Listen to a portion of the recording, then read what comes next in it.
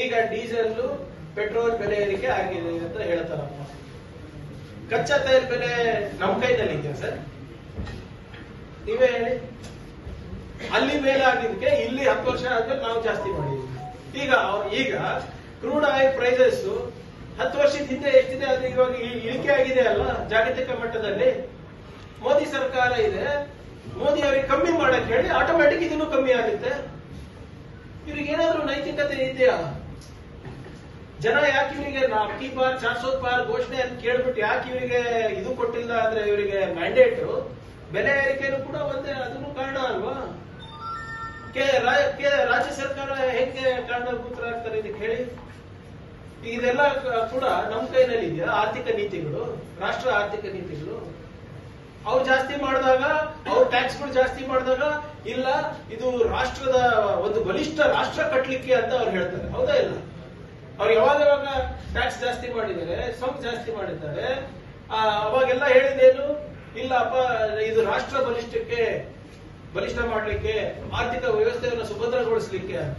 ಅವ್ರು ಮಾಡಿದ್ರೆ ಮಾಸ್ಟರ್ ಸ್ಟ್ರೋಕ್ಗಳು, ನಾವು ಮಾಡಿದ್ರೆ ಸಮಸ್ಯೆ ಆಗ್ತದೆ ಜನರಿಗೆ.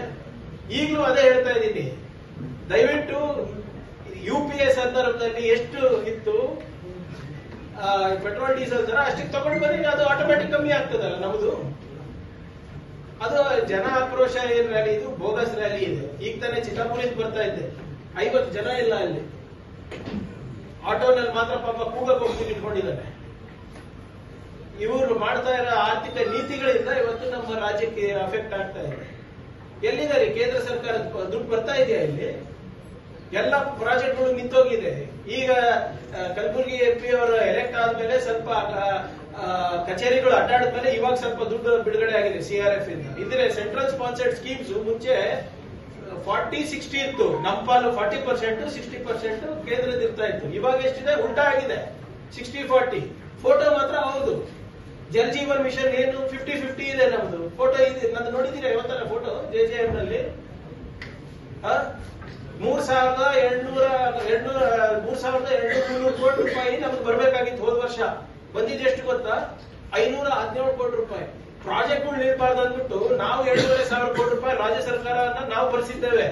ನಾನು ಪತ್ರ ಬರೆದೆ ಮಂತ್ರಿಗಳಿಗೆ, ಸರ್ ನಿಮ್ದು ಇನ್ನ ದುಡ್ಡು ಬಂದಿಲ್ಲ, ನಮ್ಗೆ 7,500 ಕೋಟಿ ರೂಪಾಯಿ ಚಿಲ್ಲರೆ ಬರಬೇಕು ಅಂತ ಕೇಳಿದಾಗ ನನ್ಗೆ ವಾಪಸ್ ಪತ್ರ ಏನ್ ಬರ್ದಿದ್ದಾರೆ ಗೊತ್ತಾ? ನಮ್ಮ ಹತ್ರ ದುಡ್ಡಿಲ್ಲ, ನೀವು ಕಟ್ಟಿ ಮುಂದಿನ ಆರ್ಥಿಕ ವರ್ಷದಲ್ಲಿ ನಾವು ನಿಮ್ಗೆ ಏನು ಪಾವತಿ ಮಾಡ್ತೀವಿ. ಲಿಟರ್ ಇದೆ, ತೋರಿಸ್ಲಾ? ಇವ್ರ ಯೋಗ್ಯತೆಗೆ ಸರಿಯಾಗಿ ನೋಡ್ಕೊಳಕ್ ಆಗಿಲ್ಲ ಆರ್ಥಿಕ ನೀತಿಗಳು. ಇವತ್ತು ಬಂದು ನಮ್ ಕತೆ ಹೇಳ್ತಾರೆ.